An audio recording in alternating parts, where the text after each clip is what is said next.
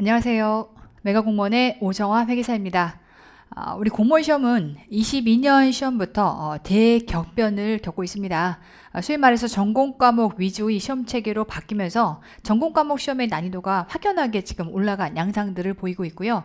22년도 국가직 시험에서 회계와 세법의 경우를 비교해서 얘기하자면 회계의 경우는 어렵진 않았습니다. 다만 이제 세법의 경우 가장 어렵다라고 하는 19년도의 시험만큼이나 지문도 두껍게 그리고 계산형 문제가 세 문제가 출제가 되면서 수험생들이 굉장히 어렵게 느끼는 해였고요.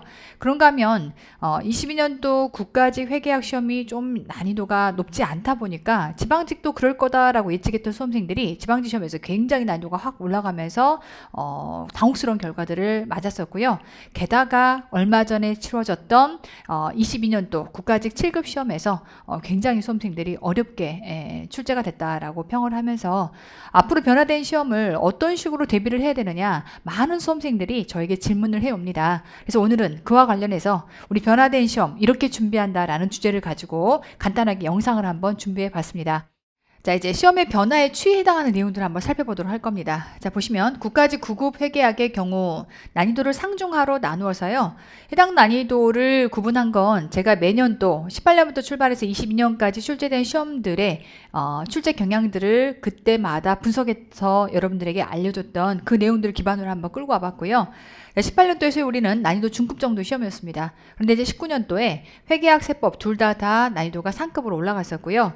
당시만 해도 이러한 이 전공 과목들이 조정점수제다라고 하는 이 제도에 묶여 있다 보니까 갑자기 회계세법이나 이런 과목들을 어렵게 출제하게 되면 다른 과목에 비해서 불리한 경우들이 생겨서 이렇게 높게 출제를 해버리면 그 다음번에 이제 난이도를 끌어내리는 형태로 보통 이렇게 출제를 해왔었고요.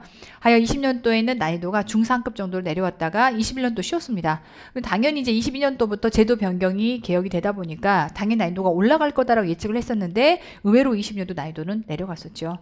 자, 근데 이제 중요한 거는 23년도에 어떻게 될 거냐라고 했을 때 여러분들이 대략적으로 느끼는 추세가 국영화국사는 조금 쉽게 그런가 하면 이제 그 뒤에 치러졌던 지방직 시험부터 출발해서 그리고 이제 22년도 국가직 7급 시험 굉장히 어려웠죠. 그런 것들을 가지고 기반으로 예측해 봤을 때는 앞으로 난이도가 올라가지 않겠느냐라는 것들을 많이들 예측을 해보시고요. 네, 지방직 9급의 경우는 오히려 18년도에 난이도 중급부터 출발해서요. 대부분이 거의 난이도 중급 정도에서 머물렀었습니다. 그러다가 제도가 개혁된 22년도에 갑자기 난이도가 상급으로 올라갔었죠. 그러다 보니까 국가직 시험을 먼저 치르고 난이도가 어렵지 않았던 건데 지방직도 그럴 거다라고 예측했다가 지방직에서 난이도가 올라가는 바람에 수험생들이 굉장히 많이 당황을 했던 거고요. 그럼 이제 앞으로 23년도는 어떻게 될 거냐? 당연히 전공 과목 위주의 체제다 보니까 시험의 난이도는 올라갈 수밖에 없다라는 것을 예측해 볼 수가 있습니다.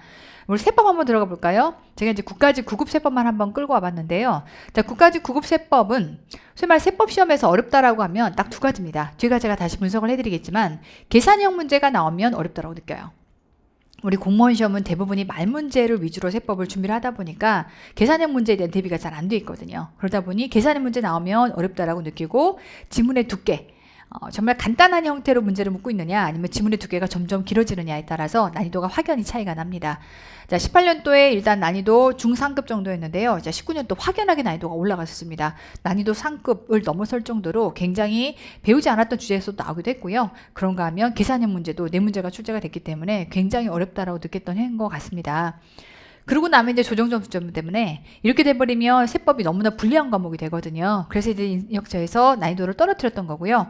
떨어뜨렸었으나 22년도 이렇게 제도가 개혁된 첫 해에 난이도는 다시 올라갔습니다. 그래서 21년도까지만 해도 이때 이제 쭉 떨어뜨려서 말 문제에서 출제를 하고 계산형 문제를 안 묻다가 다시 22년도 시험에서 계산형 문제를 세 문제를 집어넣음으로써 수험생들이 굉장히 체감 난이도가 높아지기도 하고 지문의 두께도 좀 더 길어지고 7급 시험도 마찬가지로 제가 7급을 따로 분석해 오진 않았지만 지금 7급 시험은 21년도 22년도 제도가 변경된 21년도 22년도 연타로 굉장히 어렵게 회계세법 둘 다가 출제가 되고 있기 때문에 이제는 확연하게 방향성을 물어보신다면 앞으로는 굉장히 어렵게 출제가 될 수밖에 없겠다라고 하는 걸 누구나 예측해 볼 수 있는 결과라고 볼 수 있습니다.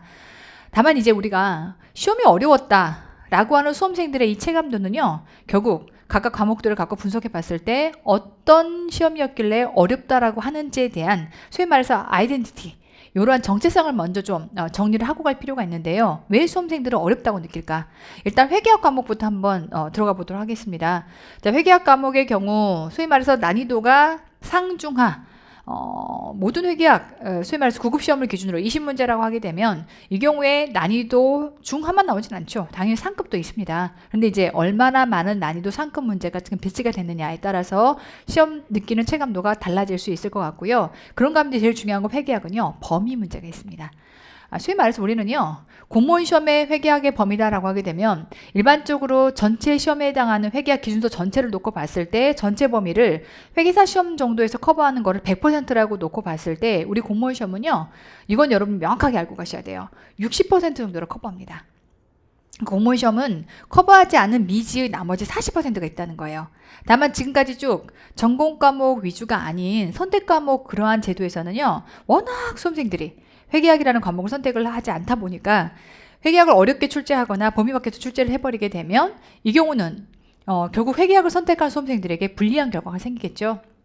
하여 대부분의 경우가 범위 안에서 문제를 출제해 왔던 건데, 소위 앞으로 우리가 회계가 어렵다라고 하게 되면 이제 난도 높은 문제가 출제가 되고 범위 밖에서 문제가 출제되는 형태로 바뀔 겁니다. 다만 이제 중요한 건 뭐냐면 난도가 높아진다라고 했을 때 난도가 높아지는 데는 한계가 있습니다. 왜? 우리 시험은 계산기가 없다 보니까.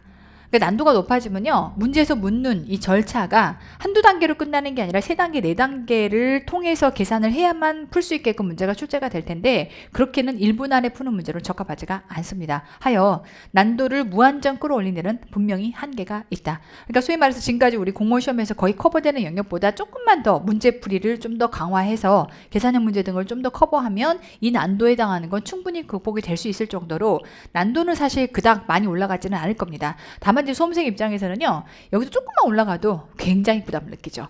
왜냐면 시험장에서는 여러분들이 응용할 시간이 없거든요.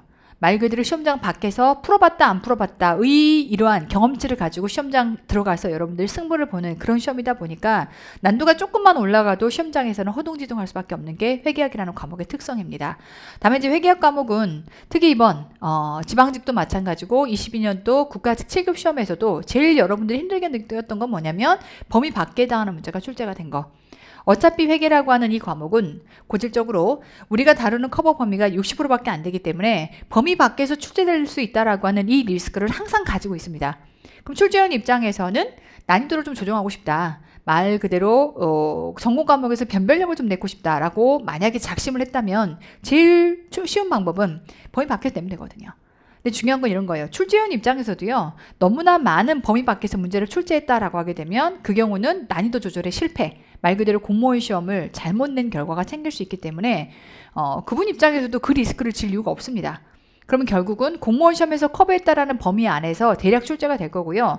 범위 밖에서 벗어났다 하더라도 이 부분은 여러분들이 냉정하게 정말 어려웠어요 라는 패닉으로만 끝날 게 아니라 분석해서 무엇이 어떻게 어려웠는지를 구분해서 여러분들의 약으로 쓰는 형태로 분석해서 가져가셔야 되는데, 범위 밖에서 출제된 문제들은 해설 강의를 통해서 제가 쭉 올려왔지만 많아봤자 2개, 3개 정도밖에 안 됩니다.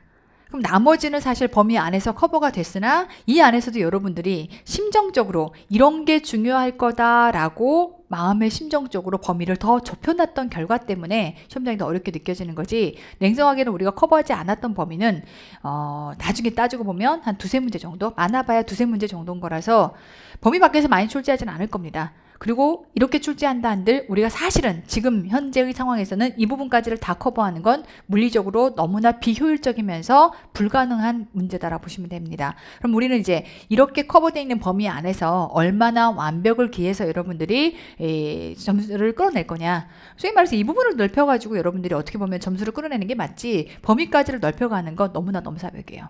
범위를 넓혔는데 범위의 넓은 범위 안에서 어렵게 문제가 출제가 된다. 이 부분은 도저히 맞출 수 없는 부분이거든요. 그러니까 이 부분은 소위 말해서 범위를 넓혀야 되느냐. 시험 보시고 온 분들은 거의 패닉에 사로잡혀 계신 것 같아요. 그럼 정말 회계사, 세무사 시험까지 내가 지금 다 커버를 해야 될 거냐. 그런 문제까지 다 풀어봐야 되는 거냐. 냉정하게 말씀을 드리자면 범위에 대한 고민을 제가 합니다. 왜냐면 우리 수험생들은요, 나중에 제가 올려놓은 이 해설 강의들 보시면 좋을 것 같아요. 해설 강의들 각각 지금 어려웠다라고 하는 지방직도 그리고 22년도 국가직 7급도 우리가 배웠던 범위 안에서 사실은 거의 8, 90% 이상이 커버가 되었습니다. 그런데 정말 변별력을 내겠다고 들이대고 낸 나머지 10% 부분 때문에 여러분들이 패닉을 지금 겪고 있는 거라서 냉정하게 우리가 배웠던 범위와 그렇지 않은 범위들을 좀 구분을 해서 그럼 내가 배웠던 범위를 어떻게 다져서 공부했으면 좋은 점수가 나왔을 거냐라고 하는 것들을 다시 한번 곱씹어 볼 필요는 좀 있을 것 같습니다. 어쨌건 회계는 이러한 과목의 특성을 가지고 있고요. 말씀드린 것처럼 범위 밖에 해당하는 이주제를 낸다라고 하게 되면 이 경우는 어떤 의미에서는 손댈 수 없는 부분입니다. 이건 깔끔하게 사실은 내려놔야 여러분들이 나머지 영역 안에서 초집중을 해서 더 좋은 점수를 끌어낼 수 있을 거고요. 일반적으로 회계가 어렵다라고 하는 건 두 가지예요. 범위 밖에 해당하는 서술형 문제. 이게 이제 우리 22년도 국가직 7급 시험에서 여러분들이 패닉을 겪었던 부분 중에 하나인 거죠. 근데 범위 밖에 해당하는 서술형 문제는 아까 말씀드린 것처럼 원래도 서술형 문제를 어렵게 느끼는데 이걸 범위 밖에서 내버렸다.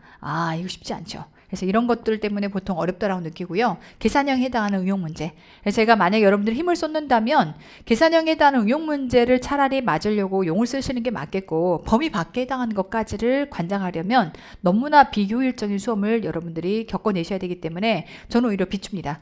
그리고 범위 밖이다라고 해도 여러분 대세에 지장이 될 만큼 많은 범위에서 어긋나는 건 절대로 아닐 거기 때문에 그 부분에 대해서는 더 이상 패닉하지 마시고 제가 꼽아드린 범위, 이미 범위는 강사가 고민합니다. 그럼 그 범위 안에서 여러분들이 최대한 응용력을 실어서 공부를 해갈 수 있도록 준비를 하시는 게 저는 맞다고 판단이 됩니다. 세법의 경우는 좀 다릅니다. 세법에 해당하는 거 제가 좀 더 비교해서 보여드릴 거고요. 자, 우리 소위 말해서 국가직 22년도 시험은요, 딱 요 범위 안에서 출제가 됐습니다. 근데 이제 여러분들이 보통 어렵다라고 느꼈던 지방직이 지금 범위 밖에 해당하는 일정 부분이 걸쳐 있는 거고, 난이도도 국가직보다는 조금 더 어려운 형태로 이렇게 출제가 됐던 거고요. 이런 것 때문에 보통 회계학은 어렵다라고 느꼈던 거고요. 자, 세법은 조금 비교해서 보자면 좀 다른 영역이 좀 있습니다. 소위 말해서 우리가 공무원 세법에서 다루고 있는 영역이 물론 이렇게 80%를 커버했다라고 하는 건 제 강의 기준입니다. 뭐 아시겠지만 저는 기본적으로 보수적으로 접근하는 편의 강사고요.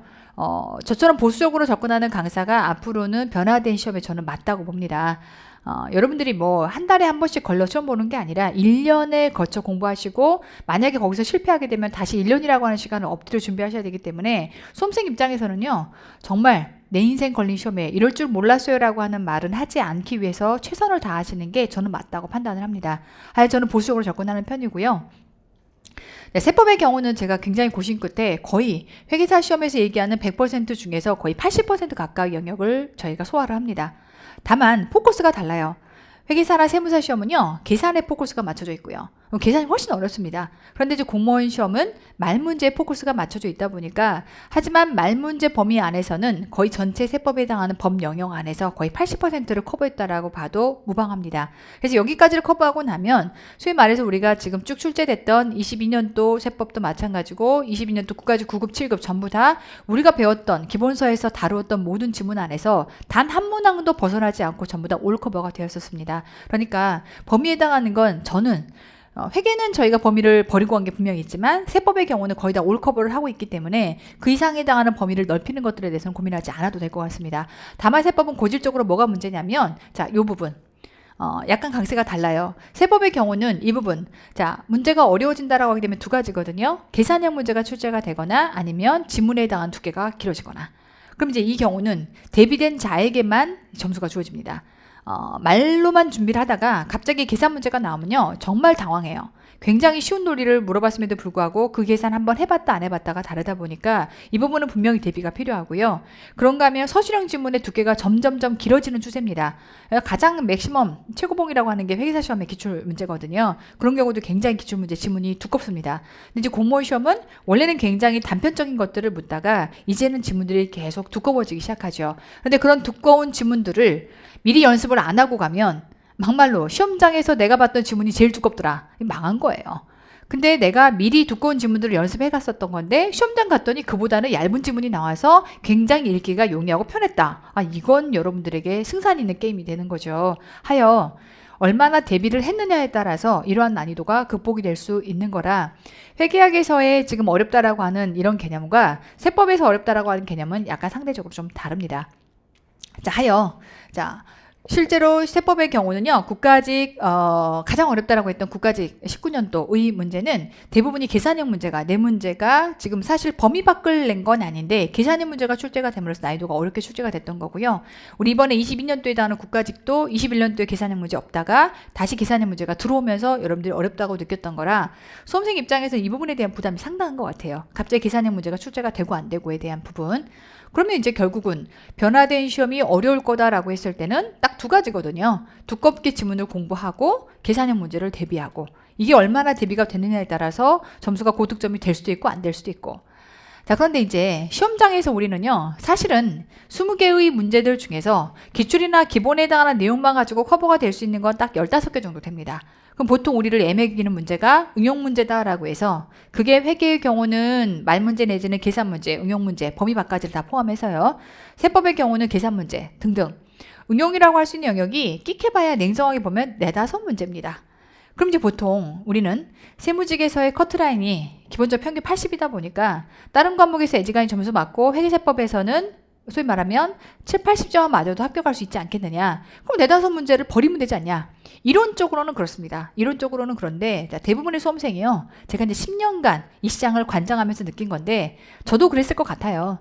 일단 다른 과목들은 국어영어학사는 쉽게 나오다 보니까 대부분의 점수가 내가 거의 100점 가까운 점수를 찍고 있다라는 흥분 상태에서 문제를 풀어요. 근데 이제 회계세법을 딱 들어갔더니 내가 모르는 게 4-5문제가 튀어나왔다? 딱 보는 순간 기가 죽어요. 여러분들이 냉정하게 생각했을 때 이성적으로만 생각하면 그럼 내가 풀 수 있는 것들만 풀어가지고 75점, 80점을 건지면 되지 않겠느냐라고 생각하겠지만 그게 안 된다는 거죠. 거의 시험장 가면 패닉 상태에 빠집니다. 4-5문제만 집중적으로 보이기 시작해요. 패닉 상태에 빠지는 순간 정상적으로는 이 정도 점수를 찍었어야 됨에도 불구하고 점수가 확 미끄러지죠. 내가 아는 것조차도 의심하게 됩니다. 전공 과목이라고 하는 건 정말 여러분들이 잘하든 못하든 12년간 들어봤던 국어영어 한국사와는 다르게 전공 과목은 조금만 아까처럼 어려운 형태로 문제를 출제하면 시험장에서의 멘탈이 확 나가버리기 때문에 정상적인 여러분들의 실력 발휘가 안 된다는 거, 이게 전공 과목이 가지고 있는 어떻게 보면 어려운 점인 것 같아요. 그래서 그러다 보니까 결국 여러분들이 난 버리고 7, 80점 맞을래 라고 접근하시잖아요. 단언컨대 시험장 가서 4, 50점 점수가 나옵니다. 그래서 정말 이 시험 패닉이었어. 4-5문제는 내가 정말 대비하지 못했던 문제였던 거야. 이런 결과가 대부분 나오다 보니까 결국 우리는 이렇게 대비가 들어가야 합니다. 이 부분, 어떻게 보면 4-5문제 버려도 좋아라고 할 수 있는 이 부분이 얼마나 대비가 되었느냐에 따라서 시험장 가서 멘탈이 달라집니다. 그래서 이 부분을 맞추기 위해서 이제 우리가 나머지 용을 쓰는 거죠. 쉽게 말하면 여기까지는 개나 소나 다 아는 기본값이라고 보시면 되겠고요. 나머지 이 부분을 얼마나 탄탄하게 여러분들이 보완을 했느냐에 따라서, 물론 그렇다고 그러면 100점 맞으라는 뜻이냐? 전혀 그렇지 않습니다. 여러분이 막말로 여기까지 다 공부하셔도요, 100점이 나오기는 쉽지 않아요. 물론 그 중에는 작년에 22년도 국가직 시험을 치르고 나서 많은 분들이 제 카페에서 100점 내지는 195 정도를 찍었어요 라고 하는 부분들이 굉장히 많긴 했습니다. 그러니까 제가 강조드리고 싶은 건 이거예요. 여기까지를 완벽하게 채우기 위해서 제가 여러분들에게 요구하는 수준까지를 끌어서 하시면 쉬운 시험에서는 100백이 나옵니다. 근데 어려워도 80이 나옵니다. 이게 중요한 거예요. 근데 이제 만약에 여러분들이 나 15개만 맞기 위해서 공부했다 라고 하게 되면 쉬웠을 때는 80이 나올 수 있어요. 근데 이제 어려우면 40점대로 확 미끄러진다는 거죠.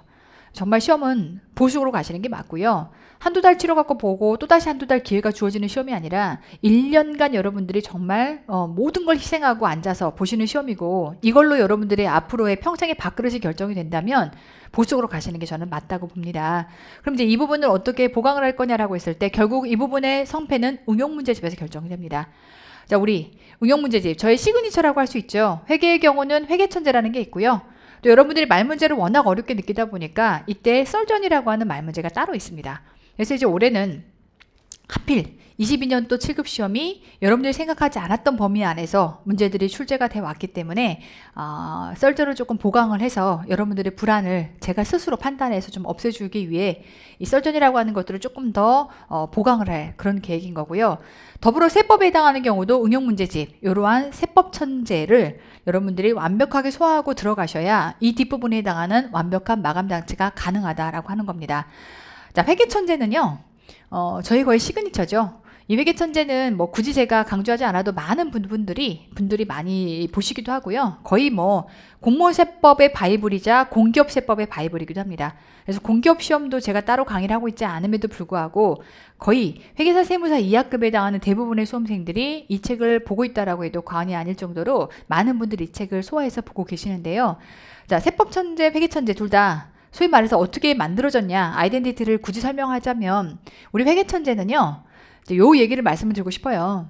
이걸 여러분들한테 뭐 공공연하게 제가 비밀을 붙였던 건 아니고 이미 제 수험을 쭉 따라오셨던 분들은 제가 강의 때 많이 말씀을 드렸기 때문에 알고 있습니다. 우리 공무원 시험은 선두주자인가요? 후발주자인가요? 후발주자예요. 이미 타 시험에서 어떤 문제가 마구 출제가 되잖아요. 그럼 따라쟁이로 문제를 만듭니다. 뭔가 참신한 문제를 먼저 만들지 않아요. 절대 그렇지 않습니다. 그냥 공무원 시험을 출제하시는 분들이 굉장히 보수적으로 움직일 거기 때문에 말 그대로 국가가 내는 국가 행사잖아요. 국가에 어떻게 보면 인재를 뽑는 국가 행사다 보니까 절대 문제에 오류가 있거나 뭔가 이의가 있어서는 절대 안 돼요. 그러다 보니 이미 타 시험에서 출제가 돼서 검증됐던 문제들을 따라 쓰는 경향이 굉장히 강합니다. 그러다 보니까 결국 우리 입장에서 이미 공무원 시험에서 기출됐던 문제 외의 나머지 뭘 보는 게 중요하냐면 타 시험의 기출을 보는 게 너무나 중요합니다. 다만 타 시험에 해당하는 기출은 계산기를 사용할 수 있게끔 문제들이 들어가 있어요. 근데 우리 공무원 시험은 어떻죠? 또 특이하게 계산기를 못 쓰게 합니다. 그러면 결국은 우리가 연습을 할 때 결국 연습도 공무원 시험에 적합하게끔 계산기 없이 연습이 들어가야 되는데 타 시험에 해당하는 기출들을 지금 계산기 없이 연습한다는 것 자체가 불가능하기 때문에 제가 수년간 벌써 그렇게 천재를 만들어 온 지가 8년째입니다. 8년간 타 시험에 해당하는 모든 기출들을 제가 매년 모읍니다.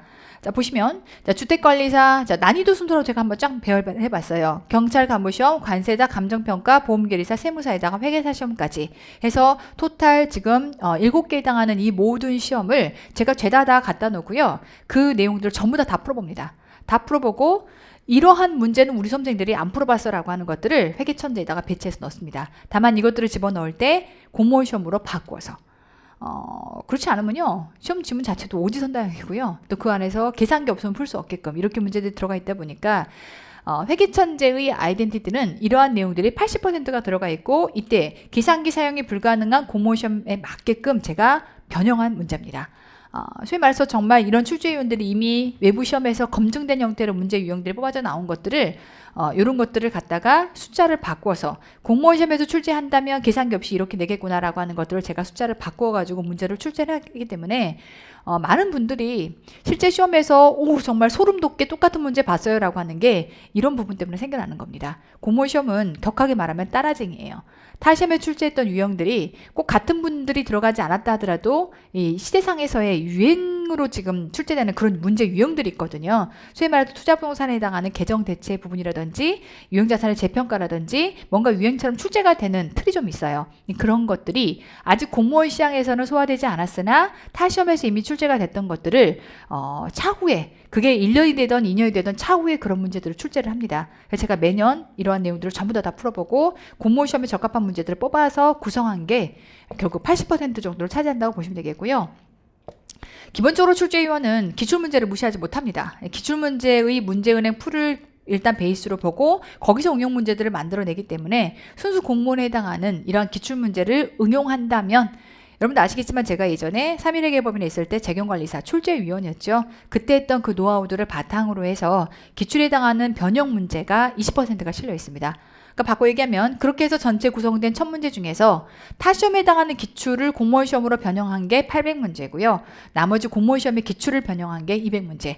그러니까 결국 기출과 같은 건 하나도 없어요. 순방향으로 문제가 주어진 것을 역방향으로 풀게끔 이렇게 기출을 변형을 하거나 아니면 타 시험에서 우리가 한 번도 고민해보지 못했던 형태의 유형들을 800개를 지금 소개를 하고 있는 내용이기 때문에 결과적으로 보면 이 문제를 풀어보고 안 풀어보고가 굉장히 시험에 당락의 좌우가 될 수밖에 없겠죠. 개 중에는 굉장히 어려운 문제들도 많습니다. 하지만 어쨌건 이게 시험장에서 나왔다면 아까 말씀드린 것처럼 4-5문제 나를 살려줄 수도 있고 나를 죽일 수도 있는 그 4-5문제 안에 이런 내용들이 다 들어와 있을 겁니다. 이게 이제 소위 말해서 회계천재의 구성이라고 보시면 되는데요. 좀 더 디테일하게 가보시면 제가 여러분에게 항상 강조했던 건 가로본능 학습법. 우리가 이제 회계천재 단계까지가 오면 이미 기본 이론을 공부하면서 기본소에 해당하는 모든 문제 풀어봤고 기출까지 완벽하게 소화됐을 때 이제 천재 단계로 넘어가거든요. 그랬을 때 이 문제를 딱 풀려고 봤는데 안 풀려. 왜 안 풀리지? 이거 어디서 봤는데? 라고 했을 때 기본소 어디? 저도 수험생이어 봤기 때문에 그 문제가 기본소 어디에 있었지라고 하는 것들을 고민하게 됩니다. 그래서 그때 기본소 어디에 있는지에 해당하는 것들이 죄다 다 링크가 걸려져 들어가 있고요. 그런가 만약에 그 문제가 기출의 응용 문제다라고 하게 되면 기출 몇 번을 응용했는지까지가 레퍼런스가 다 붙어 있습니다. 그래서 비슷한 유형의 문제까지를 쫙 풀어가면서 완벽하게 이 문제를 소화할 수 있게끔 들어가 있는 게 소위 말해서 회계천재다라고 보시면 좋을 것 같고요.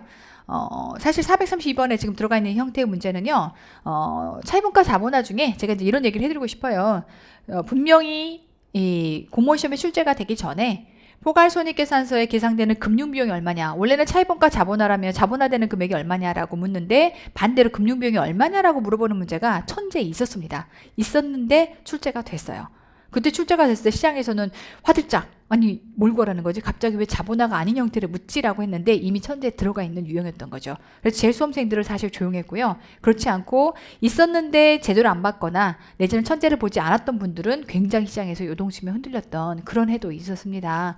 그런가 하면 이렇게 금융비용을 묻기도 하고요. 출제가 된 적은 없지만 제가 지금 천재를 강조드리고 싶은 건 순방향 문제만 푸는 건 의미가 없습니다. 이렇게 해서 자본화 금액을 구하라고 했다면 이미 자본화 금액이 주어진 채로 역방향으로 역으로 올라가서 이자율이 얼마냐라고 하는 것들을 물어보는 형태. 이게 이제 어떻게 보면 천재의 매력인 거죠. 분명히 순방향으로 원래의 방식대로 문제 푸는 건 기출이든 혹은 기본서에서 많이 풀어봤던 방식이에요. 근데 이거를 역방향으로 구하라고 하면 풀어보고 안 풀어보고 다르거든요. 시험장에서 우리는 응용력은 1도 없습니다.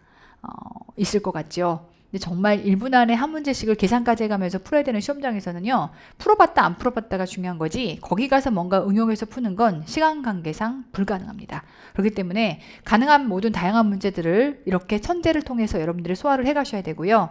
세법 천재 마찬가지입니다. 우리 아까 세법에서 어렵다라고 하게 되면 두 가지를 말씀을 드렸죠. 계산형 문제 그리고 지문이 두꺼워진다.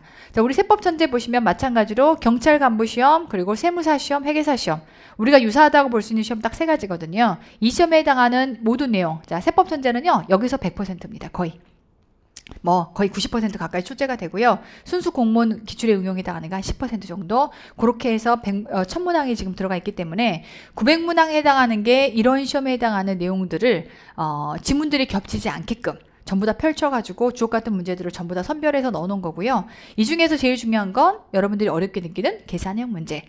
제가 레벨 3나 계산형 문제를 따로 빼놨거든요.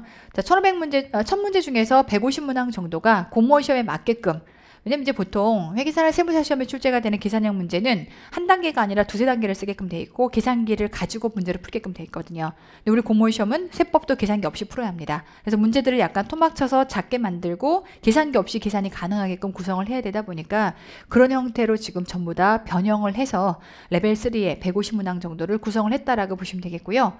시험의 지문은 점점 두꺼워집니다. 그럼 맥시멈 어렵다라고 할 수 있는 게 소위 말해서 회계사 시험이나 세무사 시험에서의 기출문제거든요.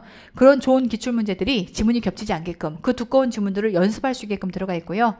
우리는 응용문제를 대비할 때는 그리고 어려운 시험을 대비할 때는 항상 기본 전제가 모래주머니를 차고 연습합니다. 모래주머니 차고 신나게 연습을 하고요. 열심히 연습을 하고 시험장 가서는 모래주머니를 털고 날아다니면서 시험을 보는 겁니다. 이게 우리의 전법이에요. 그러다 보니까 이렇게 두꺼운 지문 등을 통해서 충분히 응용 문제 등을 소화를 하고 나면 시험장에 들어갔을 때는요. 마치 미적분을 끝낸 이 고등학생이 초등학교 문제를 푸는 것 같은 느낌 정도로 시험장에서 푸셔야 여러분이 인생 걸린 시험에 완벽한 승기를 잡을 수가 있겠죠. 저의 전법은 그러합니다. 그래서 여기 내용들 보시면 세법 천재거든요. 세법 천재 지문들 그리고 거기에 해당하는 자세한 해설. 그래서 해설에서 뭐가 지금 제가 예전에 공부할 때 그랬던 것 같아요. 이게 틀린 지문이야. 근데 해설을 읽어봐도 뭐가 틀린지를 몰라. 아직 실력이 다 쌓이지 않으면 그럴 수 있거든요. 그럴까봐 빨간색 볼드로 박아놨으니까 어떤 부분이 지금 오답이기 때문에 틀렸는지 해당하는 것까지를 전부 다 구체적으로 이렇게 다 집어넣어놔서 여러분들이 공부를 하시는 중에 허둥지둥할 수 있는 모든 요소들을 전부 다 제가 제거해놨다고 생각하시면 됩니다. 수험생을 위한 최고의 맞춤형으로 제가 수험생이었을 때의 부족했던 것들을 가장 잘 반영해서 넣어놓은 책들이기 때문에 그리고 옆에 보시면요. 마찬가지로 연식이 붙어 있습니다. 이 내용을 지금 확인하고 싶으면 기본서 어디를 보면 된다. 그리고 우리는 처음부터 끝까지 압축 요약서에 있는 오진다 보식일 거거든요. 오진다 어디를 보면 된다라고 하는 거. 그리고 이게 나만 어려운 건가? 또 출제가 될 건가? 라는 난이도 지수와 출제 가능 지수까지를 전부 다 작업해서 넣어놨기 때문에 그냥 뚝딱뚝딱 기출문제라든지 뚝딱뚝딱 응용문제들을 갖다 베껴갖고 만들어놓은 그런 허접한 응용문제집이 아닙니다. 정말 심혈을 들여서 여러분들 수험생 한 분 한 분이 고민할 수 있는 모든 내용들, 안에서 시간에 누수가 생길 수 있는 모든 내용들을 최소화하고 실력을 업해서 끌어갈 수 있게끔 지금 세법천재 등을 구성을 해놨기 때문에 이렇게만 여러분들이 가지고 따라가신다면 변화된 시험 어렵지 않게 여러분 대비할 수 있을 겁니다. 앞서 말씀드린 것처럼 세법에 해당하는 거 계산 문제가 주거든요. 여러분들 어렵다라고 느끼는 파트가 레벨 3에 가보시면 계산형 문제. 실제로 22년도 국가직 시험을 치르고 나서 제가 이렇게 기타 소득과 관련된 계산형 문제 이때 정말 수험생이 100점 찍었던 합격생이 거기에 그런 글을 써놨더라고요. 합격 수기에 순공주 지인통의 문무견비 제가 이제 요런 앞자 따가지고서 계산형 문제까지 다 대비를 시켰던 건데 그걸 내가 하는 게 맞나라는 생각이 들면서 쌤이 시키니까 그냥 꾸역꾸역 따라했다. 근데 정말 그렇게 계산 문제가 나올 줄은 몰랐다. 그런 얘기를 하더라고요. 계산 문제까지 좀 오버 아니야? 라고 하면서 공부를 했대요. 근데 22년도에 계산형 문제가 3개가 나왔고 우리가 준비했던 그런 계산형 문제가 전부 다 출제가 됐었기 때문에 그분은 이제 그렇게 해서 100점 100점을 찍으신 거죠. 자, 계산형 문제까지 완벽하게 커비가 되어 있습니다. 소위 말해서 제 카페에 들어가 보면 합격 수기가 제일 많습니다. 여러분도 아마 아실 거예요. 합격 수기 보시면 올해 것만 가지고 한번 따져봤어요. 22년도에 올라온 합격 수기들만 가지고 쭉 해서 제가 시간을 내서 주말에 쭉 다 한번 들어가 봤더니 소위 말해서 회계천재를 보고 안 보고 세법천재를 보고 안 보고의 수험생이 나뉩니다. 다만 합격생들 중에서 기출과 모의고사만을 소화했어요와 기출과 천재에다 모의고사까지를 소화했어요라고 하는 이런 합격생이 두 개로 나뉘는데요. 계중에 따라서는 시간이 없으면 기출에다가 천재를 넘어가지 못하고 모의고사를 완벽하게 대비해서 시험에서 합격하시는 분들도 분명히 있긴 합니다. 비중으로 나눠봤더니요. 요거 한 30%, 요거 한 70% 정도. 배수 이상이 대부분이 천재가 너무나 중요한 것 같습니다라는 얘기를 많이 합니다. 저는 천재를 이렇게 말씀드리고 싶어요.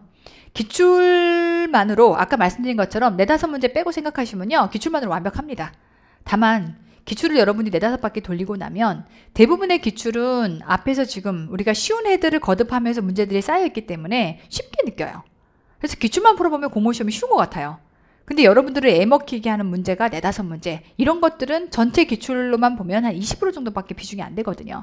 그럼 여러분들은 그 20% 비중 빼고 나머지는 다 쉬운 문제들을 풀었기 때문에 내가 마치 실력이 되는 것 같고 내가 뭔가 잘 풀 수 있는 것처럼 느끼게 돼요.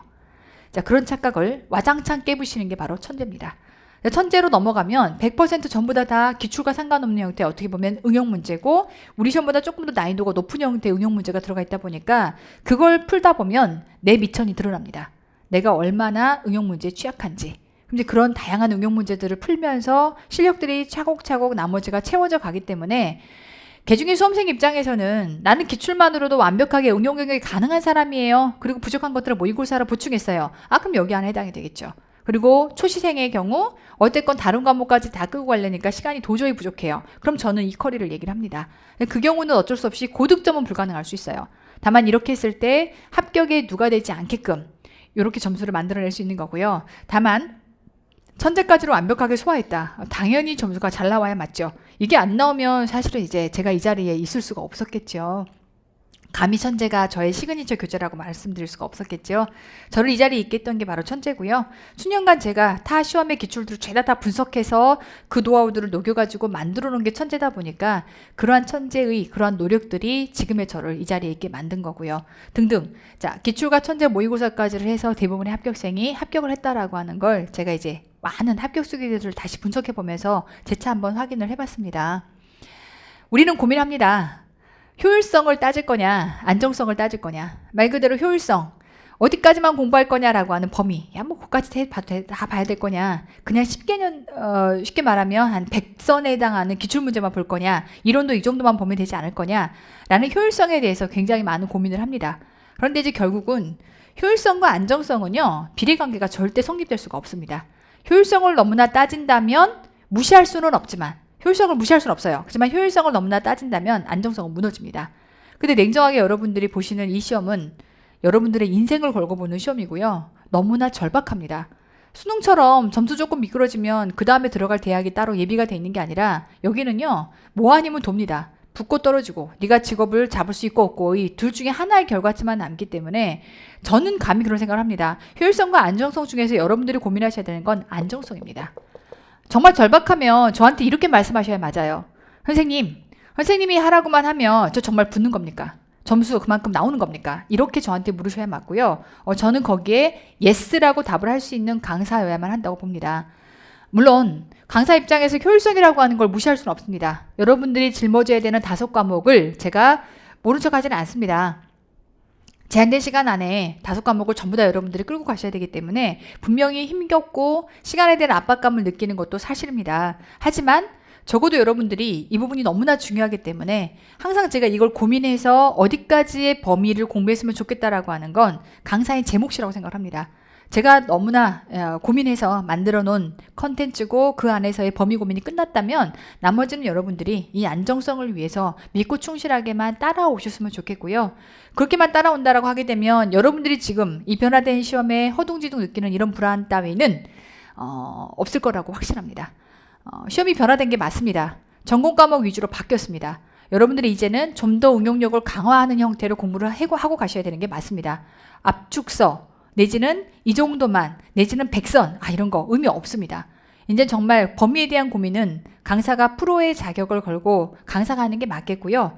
냉정하게 여러분들이 범위 밖을 벗어났다라고 하는 건 패닉 상태를 좀 걷어내고 어느 정도가 벗어났는지를 그 강사의 컨텐츠와 비교해서 좀 보실 필요가 있을 것 같습니다. 그럼 내가 어느 정도의 점수를 위해서 어느 정도의 공부를 어떻게 소화할 거냐라고 하는 것들을 미리 일단 확신을 가지고 나머지는 주어져 있는 컨텐츠를 제대로 소화하면서 따라만 가시면 됩니다. 범위에 대한 고민을 제가 할 테니까 걱정하지 마시고 적어도 이제 이렇게 전공 과목 위주 체제로 바뀌었다면 여러분들을 완벽한 합격으로 끌어주고 안정적인 점수를 만들어주는 건 소위 말해서 회계천재고 세법천재입니다. 가능한 여러분들의 이 수험 스케줄 안에서 이런 응용 문제 등을 좀 더 소화할 수 있는 형태로 시간 배정을 좀 하셔가지고 저와 함께 회계천재와 세법천재를 제대로만 소화하신다면 안정적 점수가 나올 수 있게끔 함께 최선을 다하겠습니다. 이제 기출이 끝났고요. 이제 응용 문풀에 해당하는 천재 시즌으로 들어갑니다. 교재는 강의와 함께 나올 겁니다. 정말 심혈을 들여서 여러분들과 함께 변화된 시험을 소화하기 위해서 열심히 노력해서 만든 교재니까 이 교재들 여러분들이 믿으시고요. 최선을 다하시면 좋은 결과가 나올 거다라고 확신합니다. 자, 우리 또 강의에서 열심히 달리도록 합니다. 화이팅!